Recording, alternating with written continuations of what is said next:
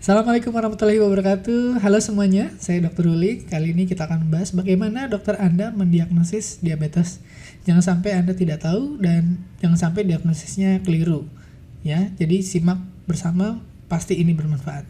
Pasti yang pertama kali ditanyakan oleh dokter adalah gejala. Ya, apakah Anda memiliki gejala-gejala yang mengarah ke diabetes? Pertama, mungkin sering lapar, tapi laparnya ini yang tidak biasa. Jadi Anda sudah makan, tetap saja lapar, sudah ngemil, sudah banyak makan, sudah makan siang, makan malam, tapi tengah malam mungkin terbangun karena lapar dan pengen makan terus gitu ya.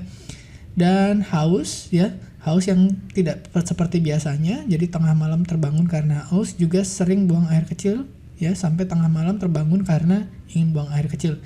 Nah, 3 gejala ini adalah 3 gejala klasik pada pasien diabetes. Jadi kalau ada 3 gejala ini biasanya langsung diperiksa ke laboratorium untuk menegakkan diagnosis. Ya, periksa gula darah. Ya, ada lagi gejala yang lain yang tidak khas, yaitu cepat lelah, tapi lelahnya ini juga tidak seperti biasanya karena lelahnya tidak hilang-hilang walaupun sudah tidur, sudah istirahat dan lain-lain. Kemudian berat badan turun yang tidak bisa dijelaskan ya, maksudnya tidak pernah diet, tidak pernah olahraga berat, tidak pernah sakit infeksi atau apa gitu ya, tahu-tahu berat badannya turun terus ya, tidak bisa dijelaskan. Kemudian pandangan mata kabur, biasanya seperti katarak dan lain-lain. Kemudian luka yang sulit sembuh, walaupun sudah diobati, pernah sembuh, tapi selalu basah gitu ya. Kemudian gatal-gatal di kulit, terutama di area lipatan. Dan terakhir infeksi jamur ya, biasanya infeksi jamur ini terjadi pada pasien yang imunitasnya menurun ya, gitu. Dan pada pasien diabetes, infeksi jamur ini senang banget karena kadar gulanya tinggi. Tapi gejala ini tidak semuanya harus ada untuk menegakkan diagnosis ya. Boleh salah satu aja atau beberapa saja atau bahkan tidak sama sekali. Yang lebih menentukan adalah pemeriksaan laboratorium. Bagaimana cara mendiagnosis diabetes? 1, lihat tadi gejala klasik, ada 3 gejala, sering lapar, sering minum, dan sering kencing.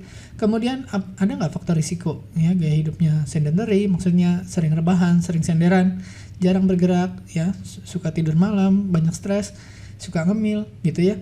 Kemudian ada nggak riwayat di keluarganya yang diabetes juga? Kemudian ada hipertensi nggak? Ada gangguan hormonal nggak? Misalkan hamil atau penyakit hormon yang lain. Dan pernah nggak ada riwayat kontak dengan toksin-toksin tertentu, misalkan organofosfat seperti pada anti hama di pertanian gitu ya. Nah, apa aja laboratorium yang diperiksa? 1 adalah A1C ya. Kita lihat di sini HbA1c ya. Yang dikatakan normal itu kalau di bawah 5,7 ya. Di antara 5,7 sampai 6,5 itu kita katakan sebagai prediabetes ya. 5,7 sampai 6,5. Kemudian di atas 6,5 itu dianggap diabetes. Nah, apa itu A1C? A1C itu adalah pemeriksaan rata-rata gula darah selama 3 bulan terakhir. Jadi A1C itu melihat riwayat selama 3 bulan terakhir kira-kira rata-ratanya berapa. Ya, jadi kalau di atas 6,5 dianggap diabetes. Ya, HB itu adalah hemoglobin, sementara A1C itu adalah maksudnya hemoglobin yang terglikolisasi. Maksudnya harusnya hemoglobin itu tidak berikatan dengan gula. Nah, kalau dia berikatan dengan gula, namanya HbA1c. Pada orang normal itu biasanya ada, biasanya tapi di bawah 5,7.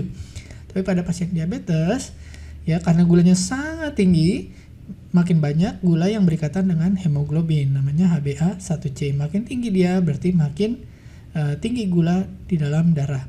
Nah, pemeriksaan yang lain adalah gula darah puasa ya. Kalau kita lihat di sini di bawah 100 dianggap normal, 100 sampai 126 itu prediabetes, di atas 126 itu diabetes. Ya, jadi maksudnya gula darah puasa adalah gula darah sebelum kita makan sesuatu. Ya, jadi misalnya kalau pemeriksaannya biasanya pasiennya disuruh puasa dulu, mungkin dari jam 10 malam atau jam 9 malam, kemudian besoknya pagi jam 9, jam 10 gitu baru mulai periksa gulanya. Namanya disebut gula darah puasa, tapi tidak boleh makan sepanjang sebelum diperiksa ya. Kemudian yang ketiga adalah 2 jam setelah makan ya, postprandial. Biasanya diberikan cairan gula gitu ya, 75 gram, terus kemudian disuruh tunggu 2 jam, nanti diperiksa lagi. Nah, yang dianggap normal ya gula darah setelah makan itu adalah di bawah 140. Di antara 140 sampai 200 itu dikatakan prediabetes, sementara di atas 200 itu kita sebut diabetes.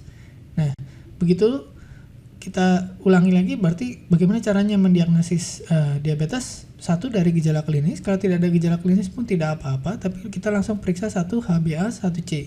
Di atas 6,5 dianggap diabetes. Kemudian gula darah puasa di atas 126. Kemudian gula darah 2 jam setelah makan itu di atas 200.